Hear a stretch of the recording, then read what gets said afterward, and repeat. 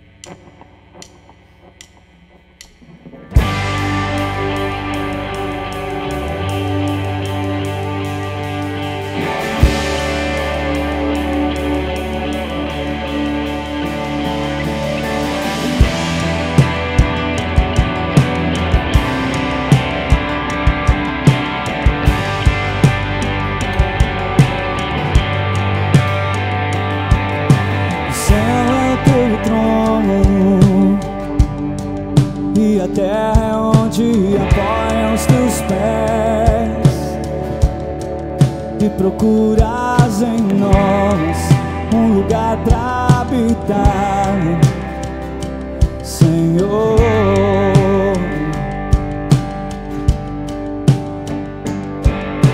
O céu é o teu trono e a terra é onde apoia os teus pés, e procuras em nós um lugar pra habitar, Senhor. É o que eu mais desejo, te adorar, Senhor. Nem só de palavras, nem só de canções, Jesus.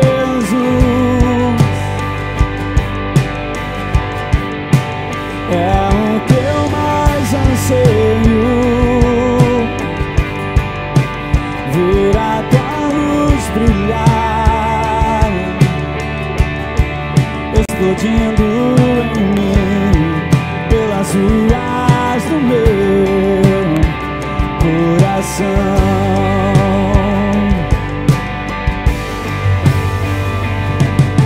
O céu é o teu trono e a terra é onde apoia os teus pés, e procuras em nós um lugar pra habitar, Senhor.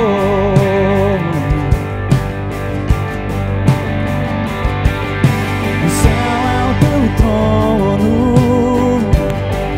e a terra é onde apoia os teus pés, e procuras em nós um lugar pra habitar, Senhor.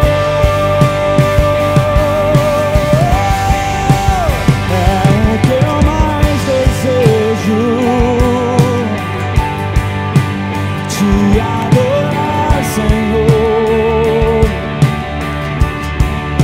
Nem só de palavras, nem só de canções, Jesus.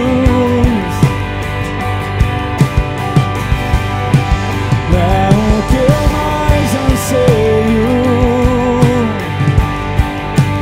ver a tua luz brilhar, explodindo em mim, pelas ruas do meu coração.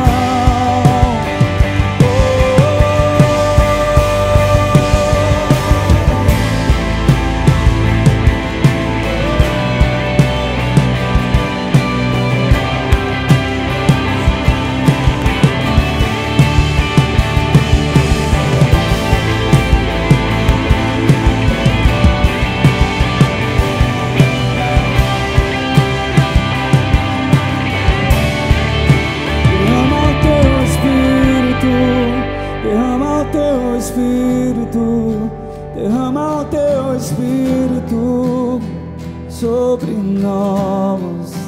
Derrama o teu Espírito, derrama o teu Espírito, derrama o teu Espírito sobre nós. Sim. Derrama o teu Espírito, derrama o teu Espírito, derrama o teu Espírito sobre nós. Derrama o teu Espírito, derrama o teu, o que queremos, sobre nós. Derrama o teu Espírito, derrama o teu Espírito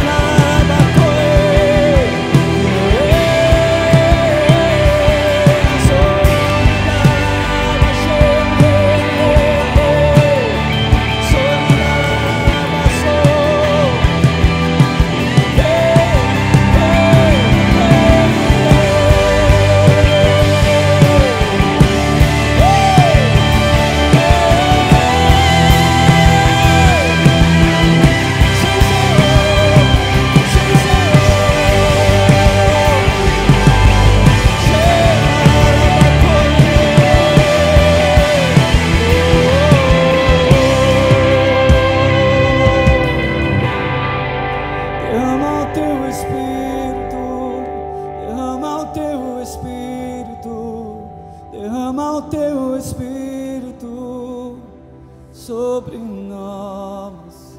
Derrama o teu Espírito, derrama o teu Espírito, derrama o teu Espírito sobre nós. O que queremos?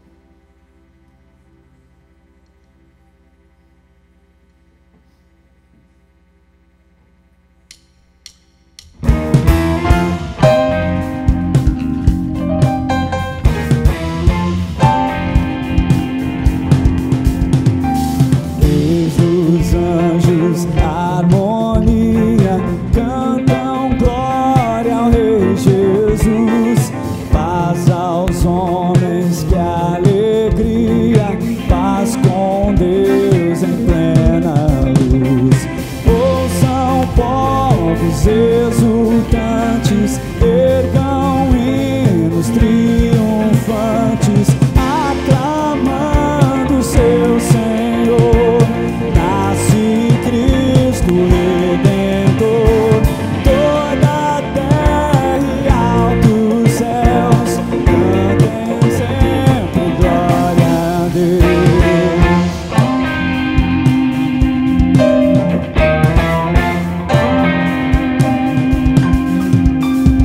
Cristo eternamente honrado, do seu trono se ausentou. Entre nós foi humanado, Deus conosco se mostrou. Que gloriosa divindade, que sublime humanidade.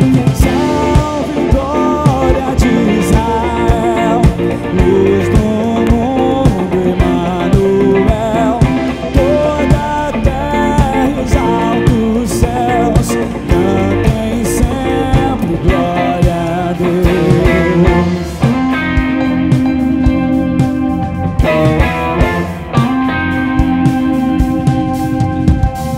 Cante o povo resgatado, glória a Deus, Senhor, a paz, pois em Cristo revelado, vida e luz ao mundo traz. Nasce pra que renasçamos, vive pra que profeta e Salvador, louvem todos ao Senhor. Toda a terra e os altos céus cantem sempre glória a Deus. Toda a terra e os altos céus cantem sempre glória a Deus.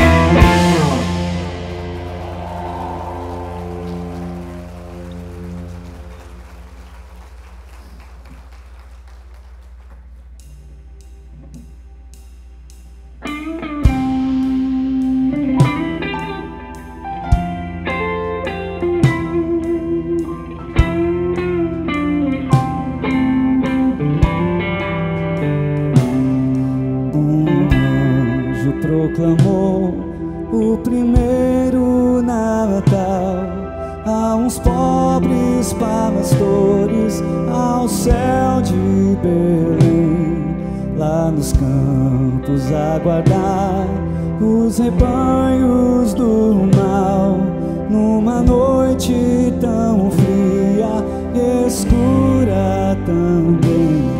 Natal, Natal, Natal, Natal, é-nos nascido o Rei divinal. Natal, Natal, Natal, Natal, é-nos nascido o Rei divinal.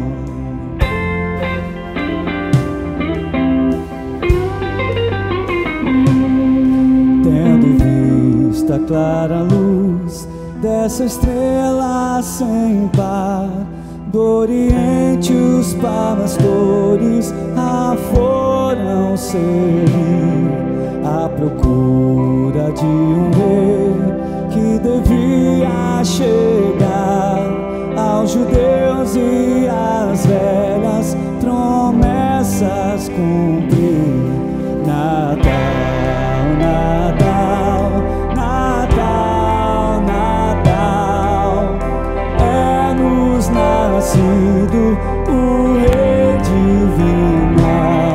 Natal, Natal, Natal, Natal, é-nos nascido o Rei divino.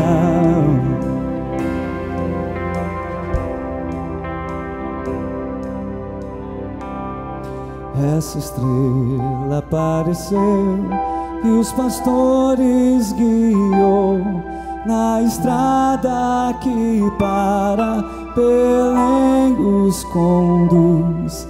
Afinal, sobre Belém essa estrela parou, mesmo acima da casa em que estava Jesus. Natal, Natal, Natal, é-nos nascido o Rei divino. Natal, Natal, Natal, Natal,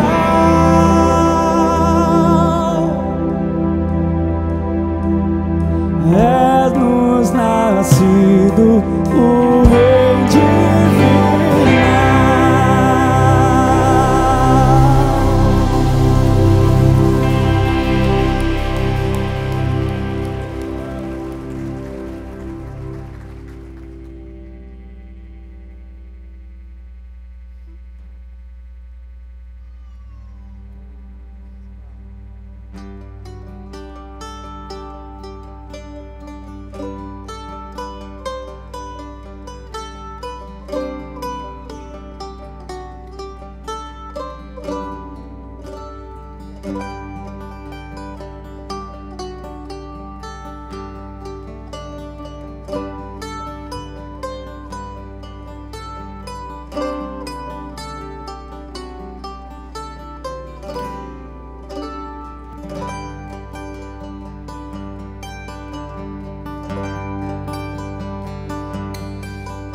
Ó, vinde adoremos,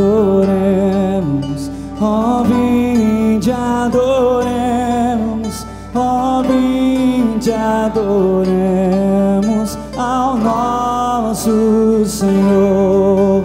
Ó, vinde adoremos, ó, vinde adoremos, ó, vinde adoremos ao nosso Senhor.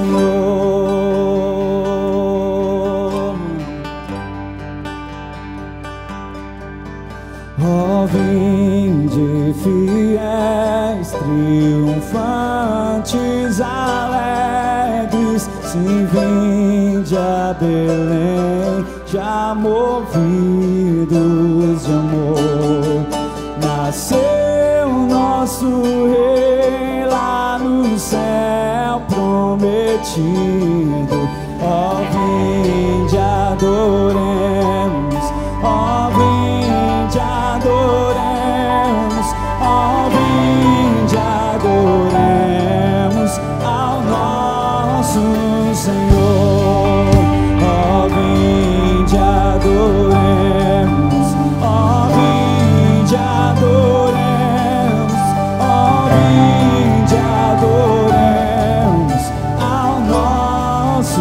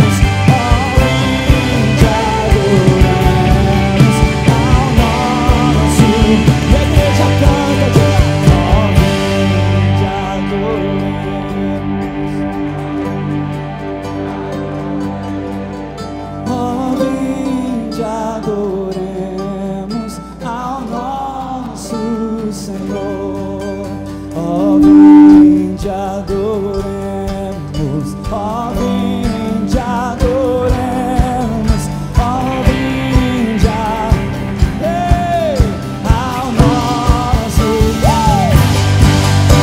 Ó vinde adoremos, ó vinde adoremos, ó vinde adoremos ao nosso Senhor.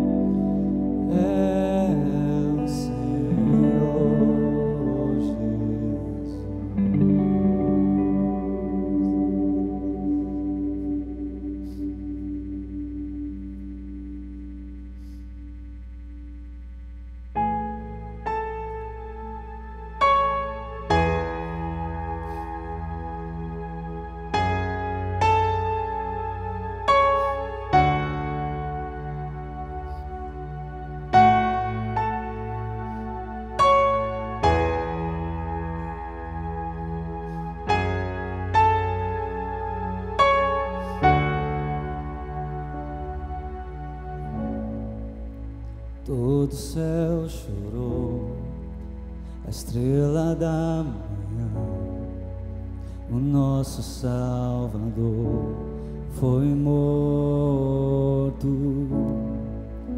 pregado em uma cruz, seu sangue derramou e toda a maldição foi sobre si.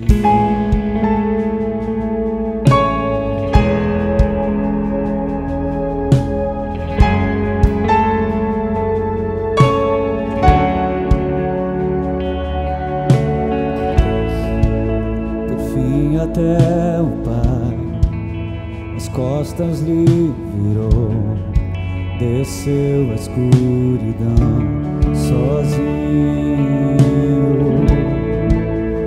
No sepulcro então a morte enfrentou, o inferno não tem mais poder. O chão então tremeu, se abriu, o seu perfeito amor prevaleceu, a morte ele venceu, o ressurreto Rei venceu e vivo está pra sempre glorificado.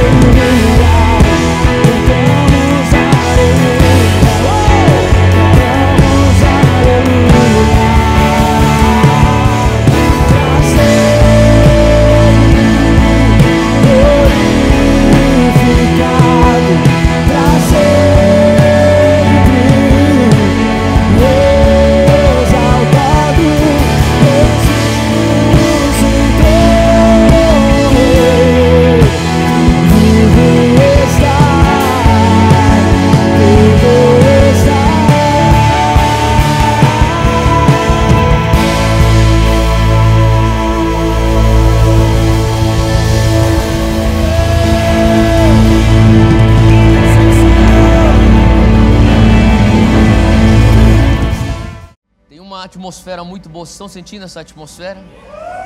Presença de Deus. Eu vi um casal que começou a namorar esse ano, e no momento que eu falei, vira para o pessoal do teu lado e agradeça, ele falou assim: eu agradeço a Deus por ter me dado você, e deu um beijo na mão dela. Tão romântico. Mais ou menos nessa sessão.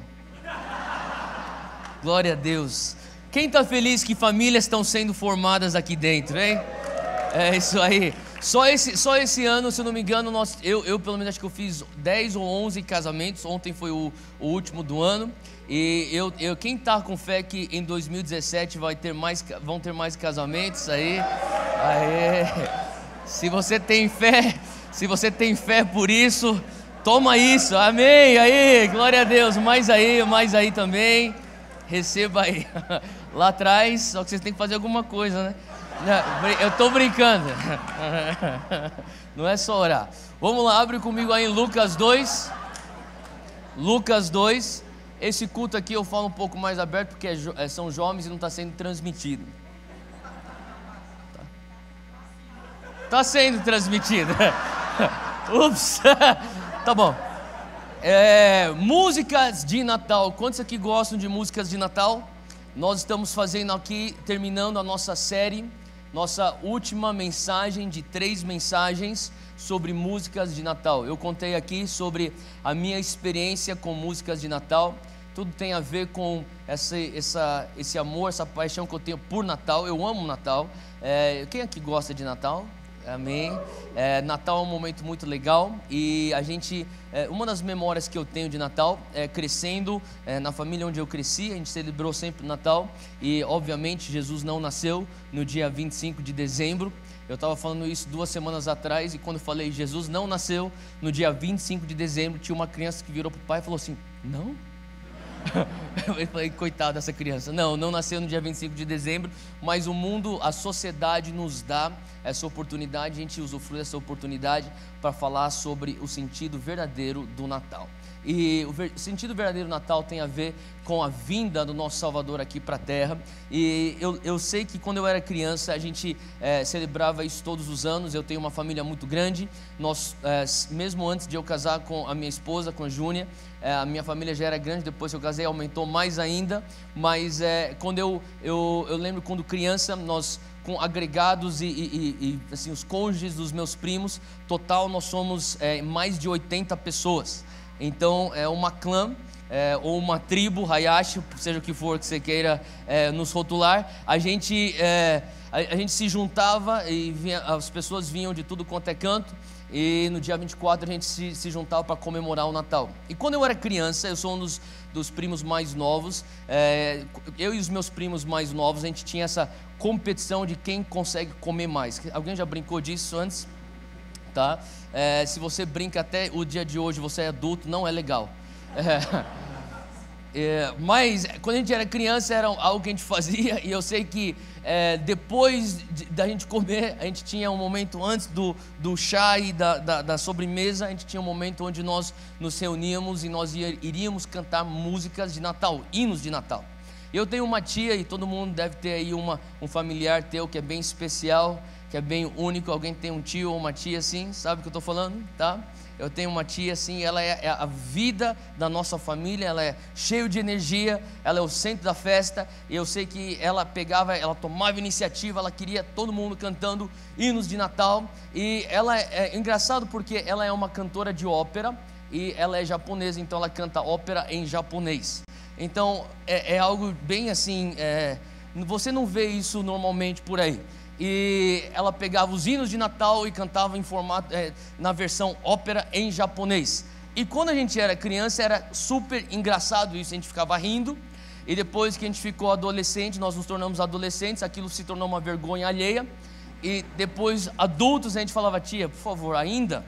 E provavelmente eu acho que ela vai fazer isso no dia 24. Eu não vou estar aqui porque eu vou estar comemorando com a família da minha esposa, mas eu sei que meus primos já estão antecipando esse momento único do ano. Quando a gente estava crescendo, meus primos mais velhos, eles começaram a namorar, então eles traziam suas namoradas para a festa de família. E logo depois, ou melhor, antes desse momento, eu comecei a observar os meus primos levando as suas namoradas por um canto assim, para tentar explicar o que ia acontecer. Eles falaram assim, ó, vai acontecer algo bem bizarro agora, mas ó, deixa eu falar que a gente é uma família temente a Deus e de princípios, mas vai dar tudo bem. E as meninas ficavam assim, em choque. Mas uma coisa eu percebia, além do rosto de choque das namoradas dos meus primos, eu percebia também que, sabe, nós somos uma família grande, nós crescemos no Evangelho. Meu avô veio como missionário do Japão para imigrantes japoneses aqui no Brasil e foi um plantador de igrejas. Então, quer dizer, todos nós acabamos crescendo no Evangelho de uma maneira ou de outra. Mas quantos aqui entendem? Nós temos também nossa jornada espiritual e nesse trajeto todo eu sei que eu tive muitos primos ou alguns primos meus que eles uns anos estavam muito perto de Jesus, outros anos não tão perto de Jesus.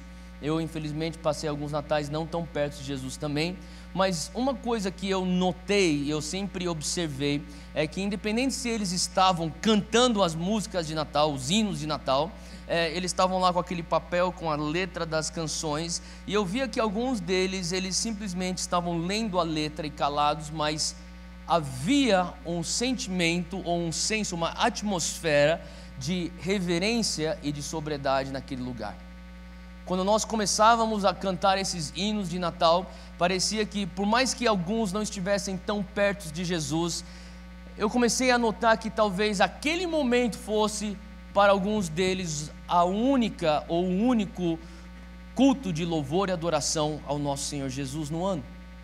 E naquele momento, mesmo eles só lendo, existia um sentimento que isso aqui é verdade, isso aqui é poderoso o suficiente para fazer com que eu, no mínimo, se eu não for cantar, que eu venha reverenciar isso no meu silêncio.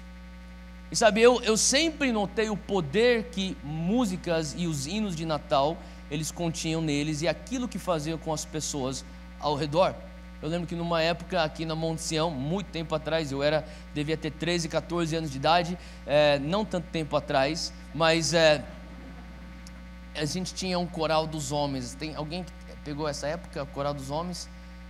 Só 2 pessoas, tudo bem?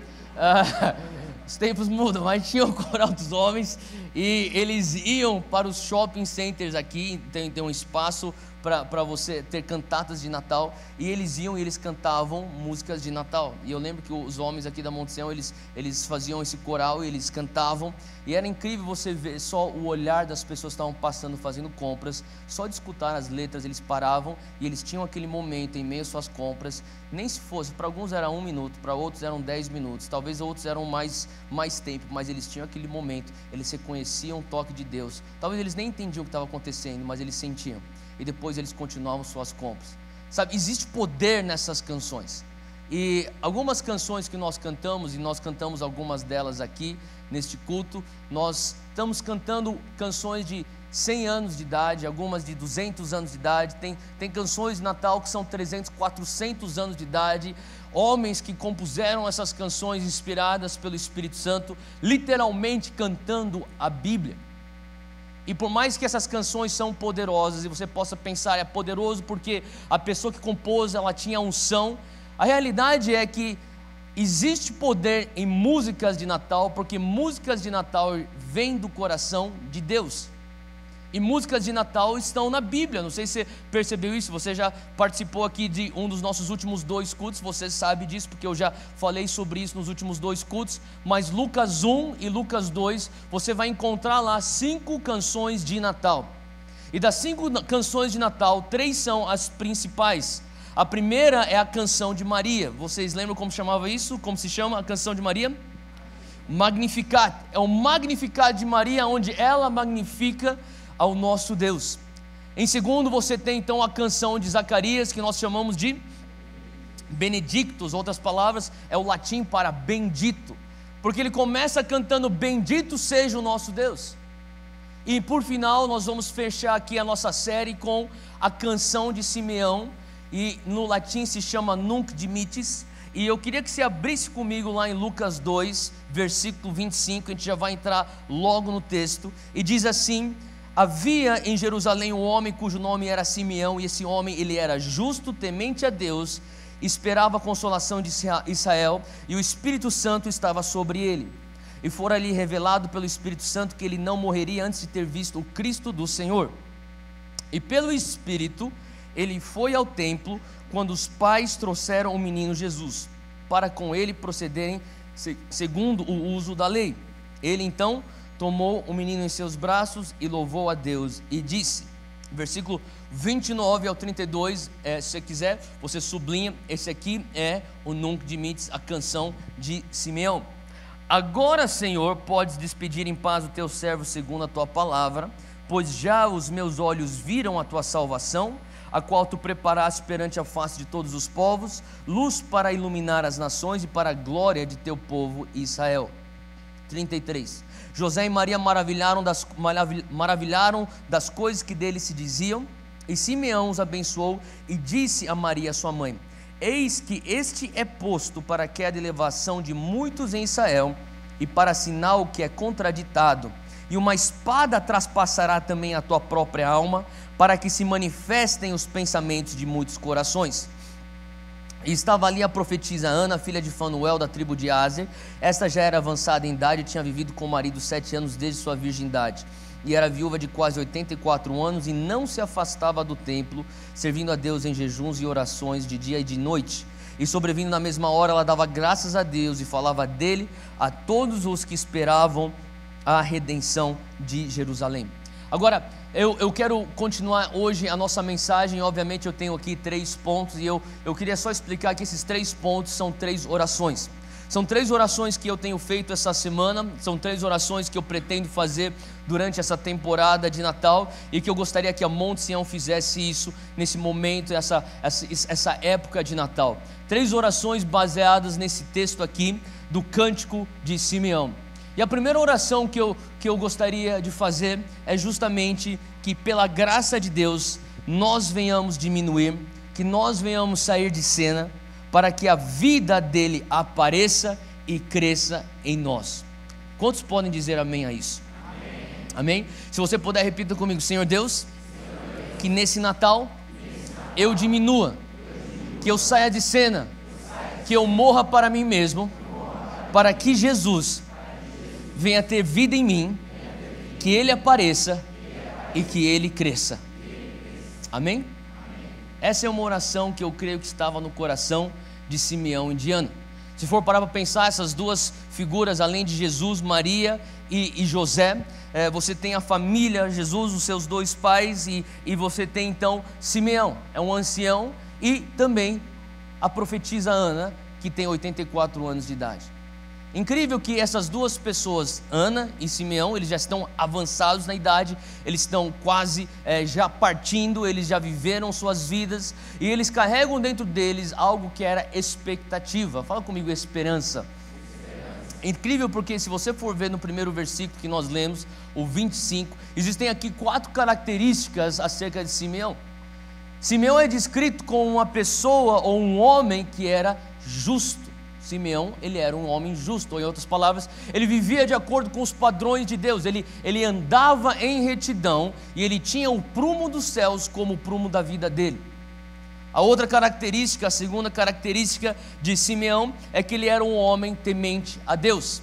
Eu sempre digo aqui que você pode, ou melhor, na verdade você não pode, você vai viver a tua vida inevitavelmente debaixo de um dos 2 temores. Ou você opta para viver debaixo do temor de Deus, ou você opta a viver tua vida aqui na terra debaixo do temor dos homens. E o que significa isso? Viver debaixo do temor dos homens é quando os homens têm mais influência na tua vida do que aquilo que Deus pensa acerca de você. A pessoa que vive debaixo do temor de Deus fala: Deus, a tua opinião, ela é suprema na minha vida, aquilo que o Senhor pensa, as tuas convicções, é isso que pauta o meu comportamento aqui na terra. Terceira característica de Simeão é que ele esperava a consolação de Israel. Ele, assim como Ana, ele carregava esperança ou expectativa no seu coração. Ele esperava: Deus, o Senhor vai um dia enviar esse tal do Messias, será a consolação da minha nação. Ele carregava isso, e eu não sei se você já parou para pensar quanto tempo é muito tempo para você esperar em Deus. Quanto tempo é muito tempo para você se agarrar numa promessa do Senhor? Uma vez eu escutei um pastor chamado Bill Johnson, que me inspira muito. Ele falou algo muito poderoso. Ele disse: não tem a ver com o próximo romper ou milagre de Deus na tua vida, mas tem muito mais a ver com quanto tempo você se apega nas promessas de Deus até o romper acontecer. Eu não sei se você já orou por algo por um ano. Talvez algumas pessoas estão pensando: nossa, você orar por algo por um ano, até esperar depois de um ano, então você vai ver o resultado da tua oração. É muito tempo para você prevalecer e perseverar em oração. Outras pessoas vão falar assim: não, um ano é pouco. Talvez o que eu consideraria muito seria 5 anos. Quem concorda que 5 anos é bastante tempo para você orar por um assunto? Sim? Agora, acho que todos nós podemos falar aqui e concordar que 10 anos, uma década, você orar por um assunto, esperar no romper de Deus por 10 anos é bastante tempo, sim ou não? Sim? Agora imagine então a vida de Simeão, onde ele fala: eu passei a minha vida esperando nessa consolação de Israel. Existia em Israel naquela época uma expectativa. Eles estavam sendo oprimidos pelo Império Romano e Israel acreditava na leitura, na maneira como eles interpretavam os textos, desde Abraão até o rei Davi e os profetas. Eles interpretavam: virá então a consolação de Israel, libertador de Jerusalém, ele está chegando, a redenção de Jerusalém. E eles talvez imaginavam, talvez seria um líder militar, ou seja o que for, ou talvez um novo governo, ou uma nova ordem, seja o que for, eles estavam esperançosos. E Simeão, ele era um homem que ele carregava essa expectativa no seu coração. Talvez por décadas ele passou orando: Deus, traz a consolação de Israel. E ele, todos os dias, olhando a opressão dos romanos sobre os judeus, e ele continuava orando: Deus, traz a consolação de Israel. Ele é descrito como um homem que era temente a Deus, justo, e era um homem que carregava ou protegeu a esperança no coração. Hoje eu quero te desafiar. Eu não sei se você ainda não teve o romper que você quis, ou sonhou, ou orou, ou esperou ter em 2016, mas que você entre em 2017, ou melhor, que você termine 2016 protegendo a tua esperança. Eu não sei qual é a coisa ou a questão que você tem levado diante de Deus, mas proteja. Simeão é um exemplo para nós. Ele passou a vida inteira dele protegendo a sua esperança. Ele protegeu a esperança no seu coração: eu ainda quero ver o Messias. E por final diz que o Espírito Santo estava sobre ele. Agora, eu quero que você preste atenção nisso, porque isso aqui é antes de Atos 2, isso aqui é antes do Pentecostes, isso é antes do derramar do Espírito Santo sobre a face da terra, sobre toda a carne. Então, em outras palavras, o Espírito Santo estava disponível para alguns seletos aqui nessa terra, e Simeão era um deles que tinha o Espírito Santo sobre ele. Em outras palavras, Simeão era uma pessoa muito especial.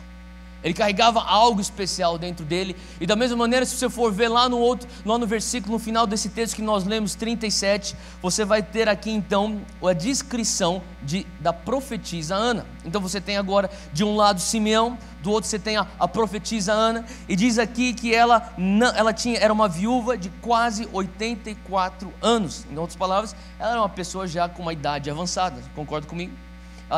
Ela já viveu a maior parte da vida dela, ela está prestes a ir embora, e olha só como ela é descrita nesse texto: ela não se afastava do templo. Essa é a primeira descrição, ou melhor, uma das primeiras descrições dela. Obviamente ela é viúva, tem 84 anos de idade, ela não se afastava do templo. Em outras palavras, ela era uma amante da presença de Deus. Olha só, continuando, ela diz dela que ela servia a Deus em jejuns e orações. Em outras palavras, ela era uma pessoa que tinha uma vida de oração, ela era uma pessoa que tinha intimidade com Deus, e não só isso, fala aqui de noite e de dia. Então, mesmo antes desse movimento de casa de oração, eu amo o movimento de casa de oração, eu me alegro em saber que existem casas de orações sendo abertas para tudo quanto, todos os cantos do nosso globo, e glória a Deus por isso. Mas na verdade, antes desse movimento de oração, já existia a Ana. Ela era a encarnação do movimento de oração. Ela estava todos os dias no templo, ela orava e jejuava, dia e noite. Fala 24/7. Era essa mulher. Essa mulher era 24/7, oração, adoração, jejum, oração. E essa mulher, ela carregava algo dentro dela que também, assim como Simeão, estava descrito aqui. Versículo 38, sobrevindo na mesma hora, ela dava graças a Deus e falava dele. Quem que é esse dele? Ela se refere aqui a Jesus, o menino Jesus, a todos os que esperavam a redenção em Jerusalém. Então não só Ana esperava, havia um grupo com ela que esperava, e ela então, você tem a noção aqui que ela é a líder desse grupo, ela toma a frente, ela fala assim, chegou então o menino Jesus. Agora, o primeiro ponto que eu falei aqui é uma oração que diz, Deus, eu quero desaparecer, eu quero sumir, eu quero morrer, para que o Senhor apareça, para que o Senhor surja em cena, porque eu sei que quando eu vou, o Senhor vem. Se você for ver a primeira palavra da oração, ou da canção de Simeão, está lá no versículo 29, olha lá comigo, e a primeira palavra que você vai ler, e que você vai ver aí, é agora. Fala comigo, agora. Se puder, sublinha essa palavra, porque essa palavra é chave para aquilo que Deus vai nos mostrar nessa canção. O agora significa um shift de estações. Em outras palavras, você tem aqui um homem muito velho chamado Simeão. Ele já viveu de uma maneira justa, temente a Deus, na presença do Senhor, em oração, com expectativa no seu coração, e finalmente diz aqui que ele foi guiado pelo Espírito Santo. Em outras palavras, ele estava vindo não só rotineiramente para o templo. Nesse momento, nesse dia, ele foi guiado pelo Espírito Santo. Quantos aqui estão esperando em 2017, um ano onde você vai ser guiado pelo Espírito Santo?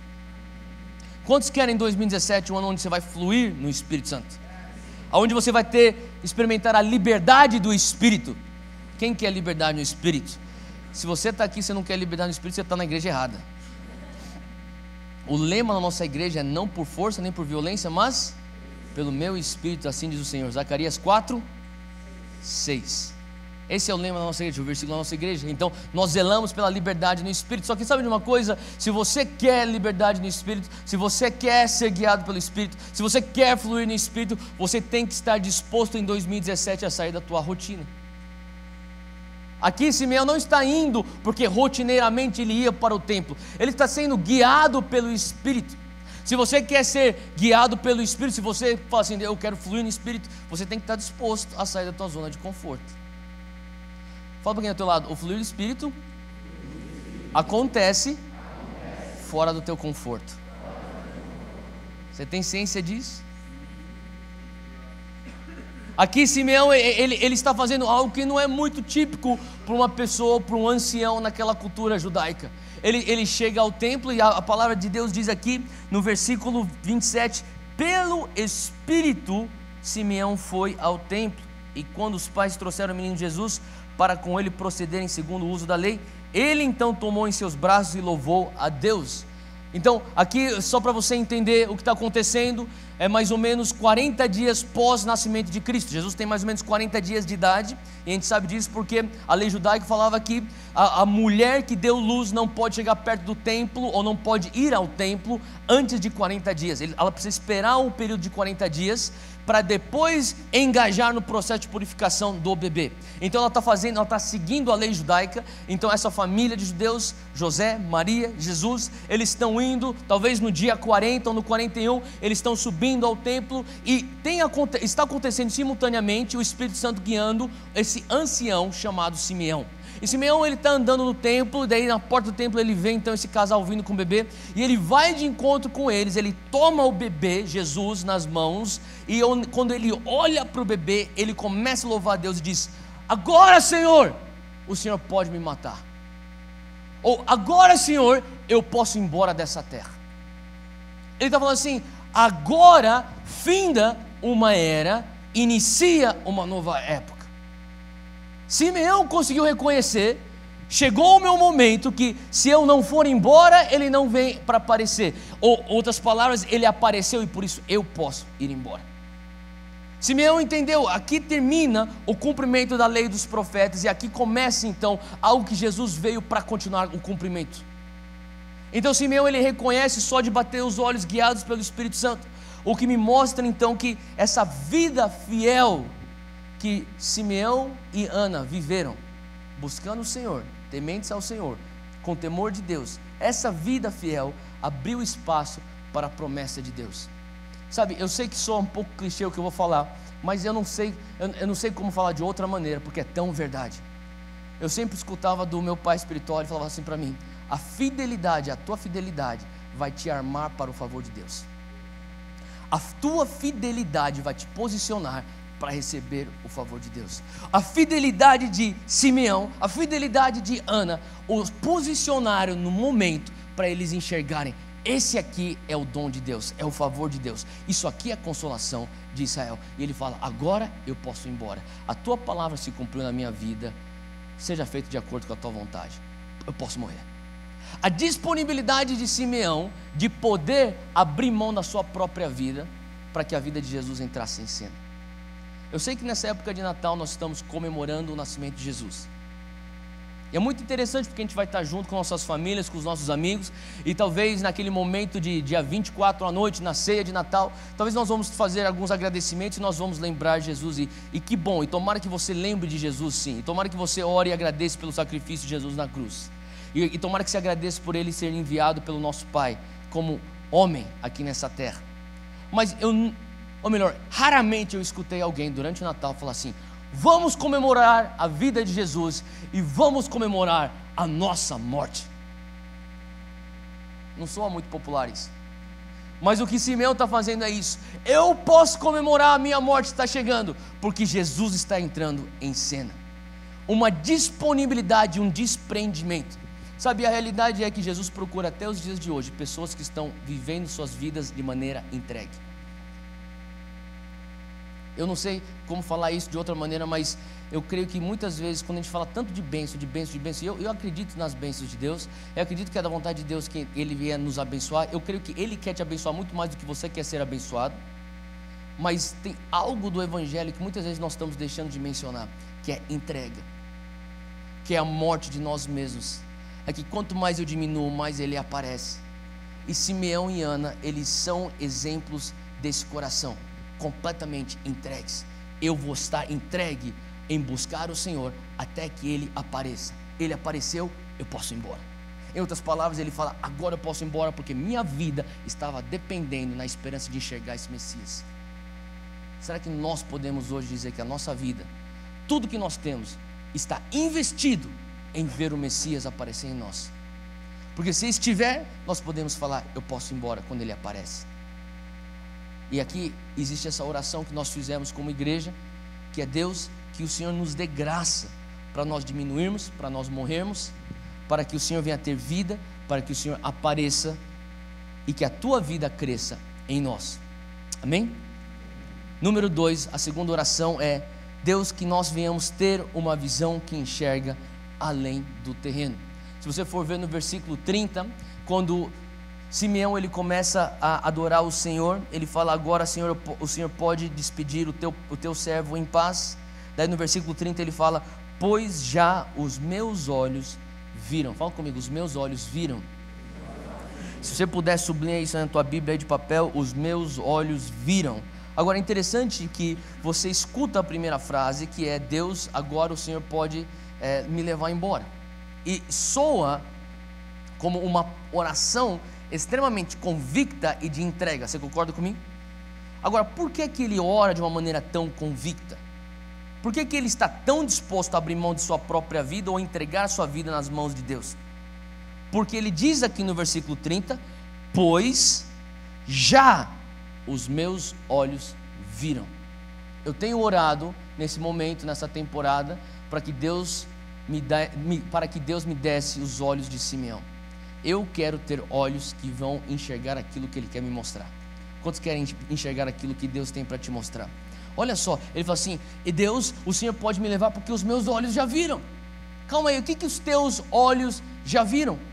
Os olhos de Simeão enxergaram 4 coisas. Se você estiver anotando, anota aí então essas 4 coisas que os olhos de Simeão enxergaram. A primeira coisa que Simeão enxergou foi salvação. Ele diz assim no versículo 30: já os meus olhos viram a tua salvação.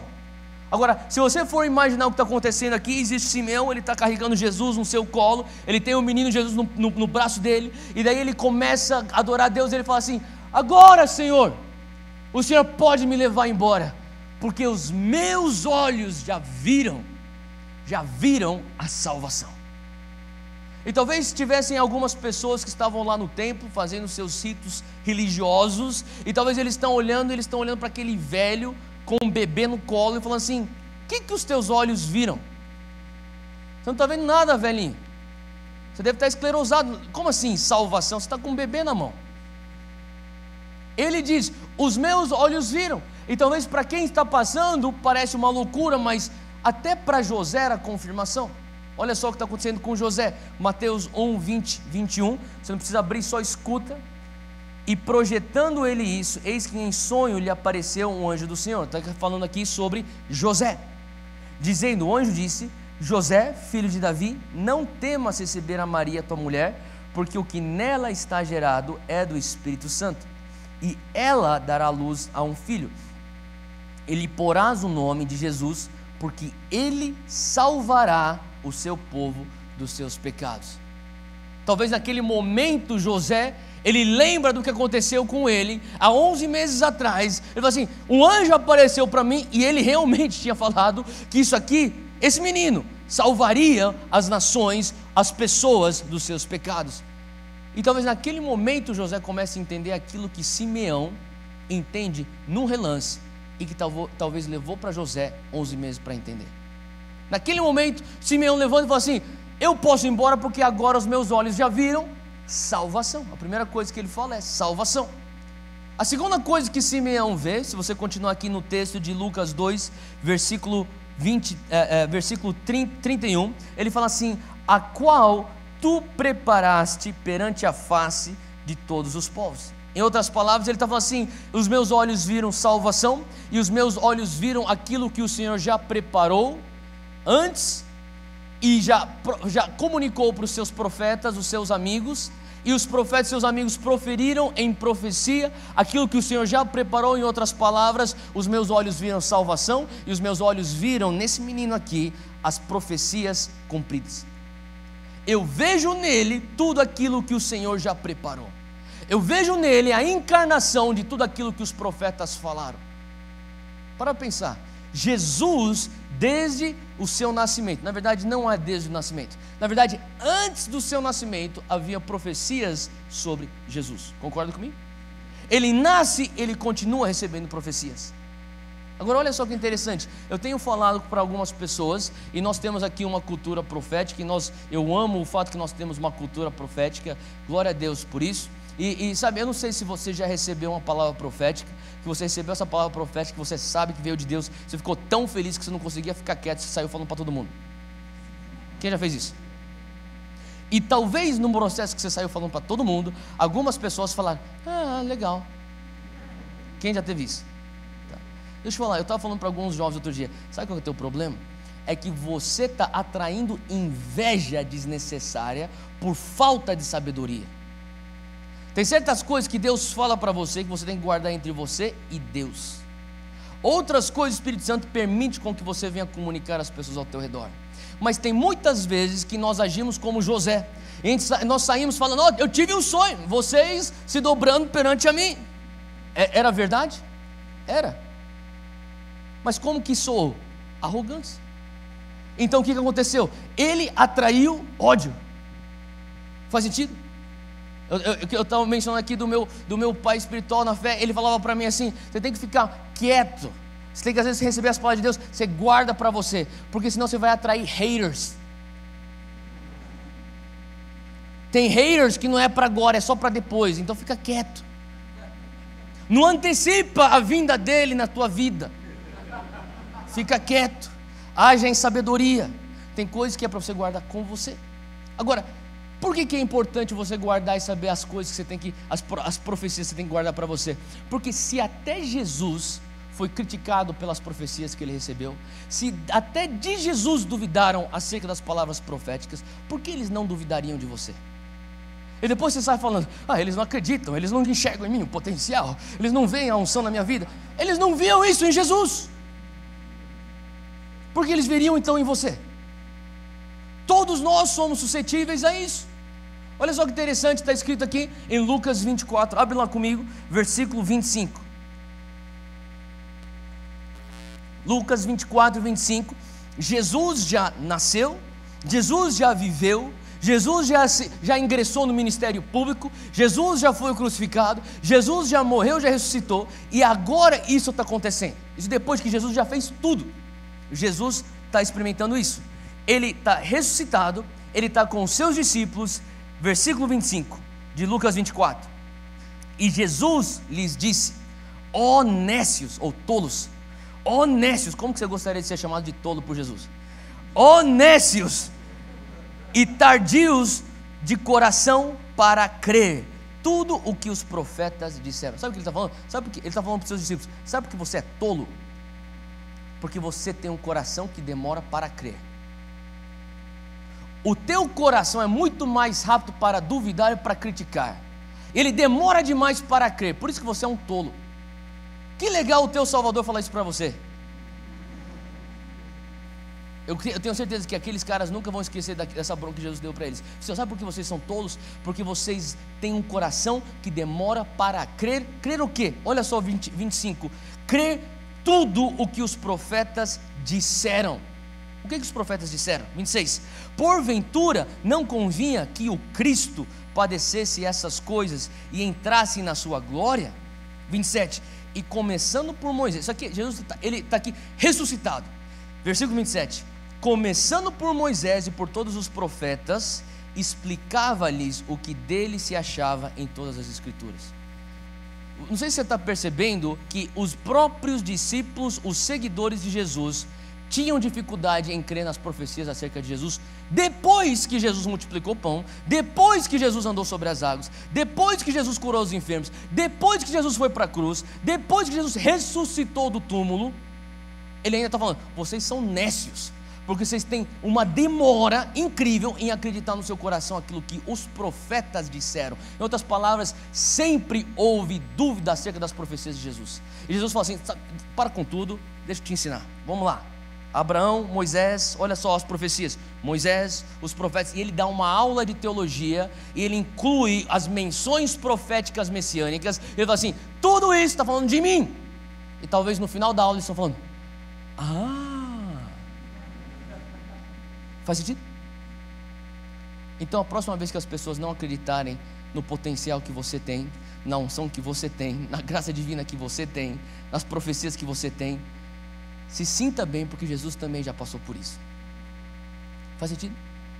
Então, agora, tudo bem, a gente entende isso, mas o que eu não entendo é Simeão. O que eu não entendo é um homem que, velho, pega um menino no braço e ele fala assim: eu posso ir embora. Como assim você pode ir embora? Eu posso morrer. Por quê? Porque agora os meus olhos viram. O que eles viram? Eu vi a salvação. Eu vi palavras proféticas cumpridas. Talvez algumas pessoas estão falando assim: não, velhinho, você está vendo só um bebê nos teus braços. O que você está segurando não é salvação. O que você está segurando não é o cumprimento de profecias. É um menino judeu. É só isso que você está segurando. Como diversos outros meninos judeus estão sendo trazidos hoje mesmo para a purificação e cumprimento da lei. Ele: não. Os meus olhos viram salvação, primeira coisa. Os meus olhos viram palavras proféticas cumpridas. E terceira coisa, ele diz aqui: os meus olhos viram, versículo 31, ele diz, 32, luz para iluminar as nações. Em outras palavras, luz para os gentios. O que ele está falando aqui é o cumprimento de Isaías 49:6. Disse mais, só escuta Isaías 49:6. Disse mais: pouco é que sejas o meu servo para restaurares as tribos de Jacó e tornares a trazer os guardados de Israel. Também te, isso aqui fala de Jesus, também te dei para a luz dos gentios, para seres a minha salvação até as extremidades da terra. Ele está falando assim: eu vejo nesse menino a luz para o Brasil. Ele não sabia que existia o Brasil, mas ele está falando das nações.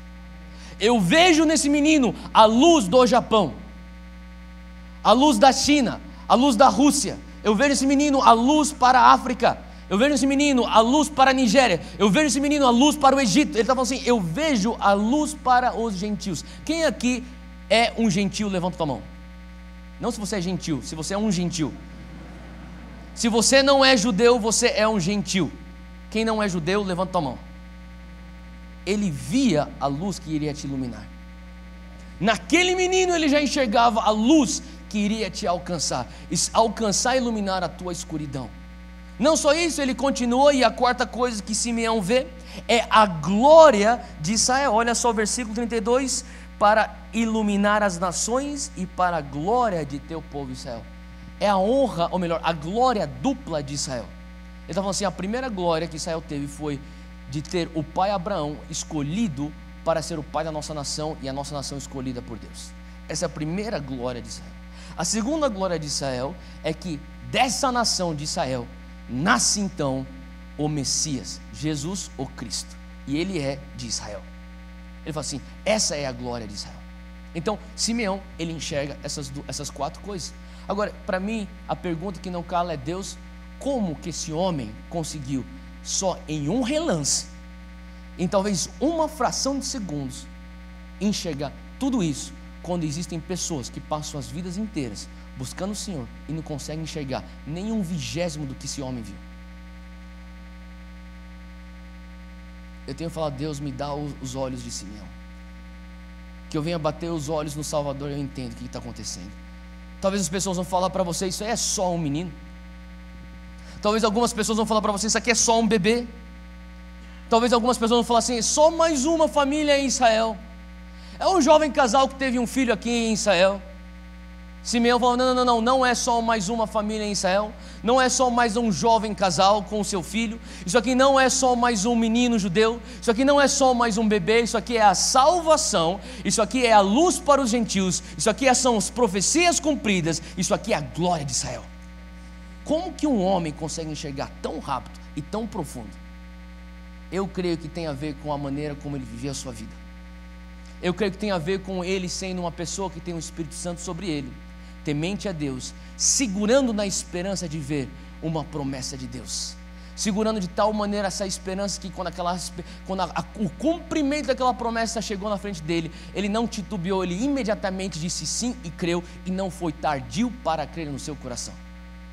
Em 2017, que você não seja tardio para crer no seu coração, que você não escute Jesus que você é um nécio, mas que você escute Jesus que você é sábio, porque você acredita com muita velocidade e você é tardio para não crer e criticar. Faz sentido o que eu estou falando? Ora comigo, Senhor Deus, que em 2017 o Senhor me dê a visão que o Senhor deu a Simeão, que eu venha enxergar além do terreno, que eu venha enxergar além do visível, em nome de Jesus. Escuta aqui 2 Coríntios 4. Na verdade, se você quiser, abre lá comigo antes de eu entrar no terceiro ponto. 2 Coríntios 4, 17. Aqui Paulo diz, porque a nossa leve e momentânea tribulação produz para nós um peso eterno de glória muito excelente. Vou ler de novo 17. Porque a nossa leve e momentânea tribulação produz em nós um peso eterno de glória.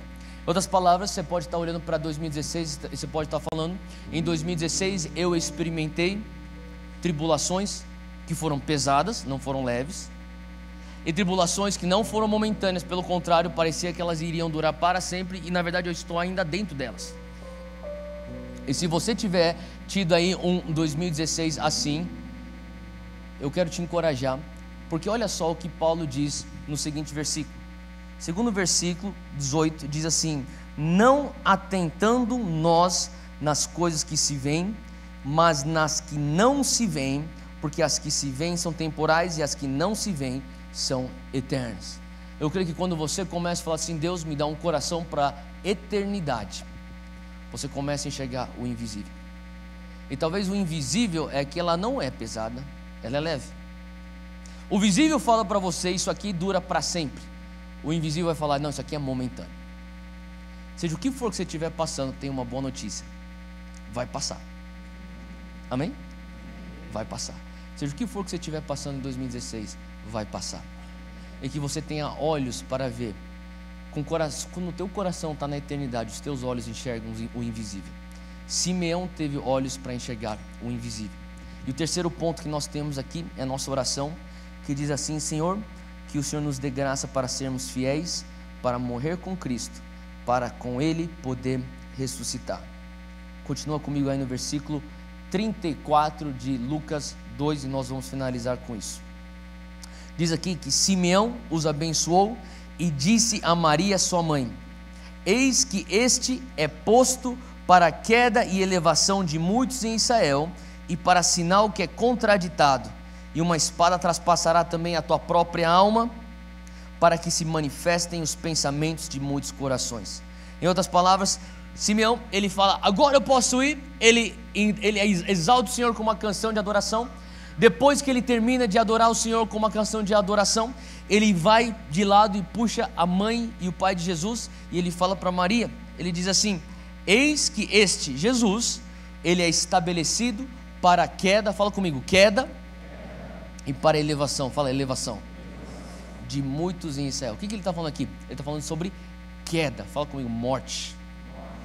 E a elevação, a palavra original é anastasis, que tem a ver com ressurreição. Então o que Simeão está falando sobre Jesus é: Jesus foi estabelecido para a morte e ressurreição de muitos em Israel. Agora, o que significa isso? Talvez a aplicação disso é que você não consegue ver Deus se você primeiramente não morrer. Se você não morrer com Ele, você não pode ter o teu anastasis com Ele. Faz sentido? E na verdade Jesus faz aplicação para isso. Ele usa essa metáfora de achado e perdido. Ele fala sobre a queda como a perca e a elevação como o achar. E se você for pensar bem o que está acontecendo nesse momento de Páscoa, desse texto, Simeão já está profetizando: olha, Jesus, ele está surgindo aqui para que muitos em Israel experimentem o achar e o perder e o encontrar.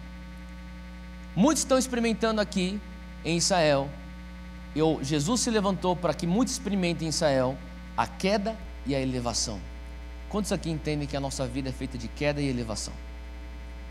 Sabe, muitas vezes eu pensava que a morte e a ressurreição com Cristo era um evento, mas eu tenho entendido que isso é um estilo de vida do cristão. O cristão constantemente morre para ressuscitar com Jesus. E muito interessante que Jesus, aos 12 anos de idade, ele faz mais uma viagem de Galileia para Jerusalém na época da Páscoa.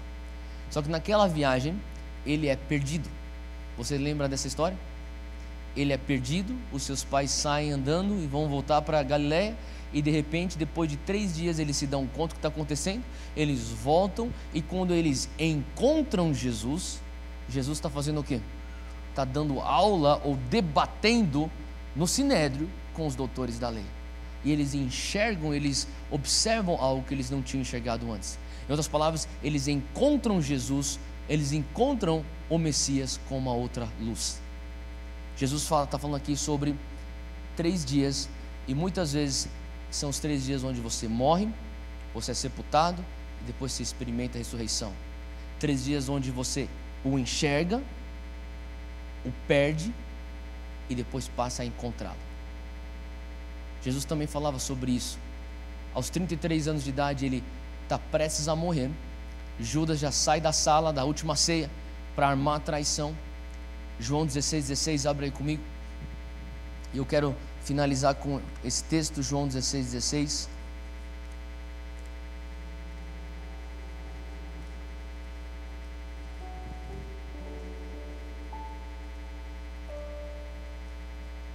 Jesus diz assim para os seus discípulos: mais um pouco e já não me verão. Em outras palavras, daqui a pouco vocês vão me perder. Um pouco mais e me verão de novo. Um pouquinho mais e vocês irão me encontrar. Mais uma Páscoa, ele está falando sobre a metáfora de achar e perder, de queda e elevação. E o que significa esse contexto? Jesus fala assim: o dia que vocês me perderem, você pode continuar depois lendo esse texto em casa, você vai poder meditar um pouco mais com calma nisso. Ele fala: vocês vão experimentar tristeza, mas perseverem, porque daqui um pouquinho mais vocês me encontrarão. E eu creio que aquilo que Simeão profetizou sobre o menino Jesus diante de sua mãe, a Maria, era que Jesus, ele veio para ser estabelecido como alguém que vai nos levar a enxergá-lo. Eu vejo Jesus, eu perdi Jesus, eu não vejo mais Jesus. E ele fala assim: persevere. Eu sei que o momento que você não me enxerga, você tem tristeza, mas se você perseverar, você vai me encontrar. E quando você me encontrar, assim como os meus pais me encontraram aos 12 anos de idade, eles me encontraram com uma luz diferente, me contemplando em outra luz. Nós não sabíamos que esse menino ensinava com tanta autoridade, não sabíamos que esse menino tinha tanta unção, tanta graça. Tem alguma coisa diferente nesse menino. Da mesma maneira que Jesus está falando para os seus discípulos: olha, vocês vão me perder, perseverem, porque daqui um pouquinho mais vocês me verão novamente. E quando vocês me encontrarem, vocês não me encontrarão assim, vocês me encontrarão com uma outra luz, ressurreto. E eu não sei qual é a situação que você viveu em 2016, mas eu sinto que algumas pessoas em 2016, você falou assim: em 2016 parece que eu perdi Jesus, eu não consigo enxergá-lo. E hoje eu gostaria que você escutasse as palavras de Jesus: daqui a um tempo vocês não mais me verão, mas daqui um pouco mais vocês me verão. E quando você enxergá-lo novamente em 2017, você vai enxergá-lo com uma outra luz. Assim como os pais enxergaram ele no templo com uma outra luz, e assim como os seus discípulos o enxergaram ressurreto com uma outra luz. Porque este menino, ele é posto para a queda e elevação de muitos em Israel. Amém? Fica de pé comigo, eu quero orar com você. Eu sinto que hoje à noite, enquanto nós terminamos essa mensagem, o Senhor quer abrir os nossos olhos para termos olhos como de Simeão. O Senhor quer que nós venhamos ser fiéis para morrer com Cristo, para com Ele ressuscitar, entender que nossa vida é feita de quedas e elevações. E eu quero que você feche os teus olhos agora enquanto eu leio 2 Timóteo 2, 11 a 13. São palavras do apóstolo Paulo para seu filho na fé Timóteo. Ele diz assim: palavra fiel é essa, que se morrermos com Ele, também com Ele viveremos. Se sofrermos, também com Ele reinaremos. Se o negarmos, também Ele nos negará. Se formos infiéis, Ele permanece fiel, pois Ele não pode negar-se a si mesmo. Eu vou ler novamente para você. Se nós morrermos com Ele em 2017, também com Ele em 2017 viveremos. Se sofrermos com Ele ano que vem também com Ele reinaremos. Se o negarmos, também Ele nos negará.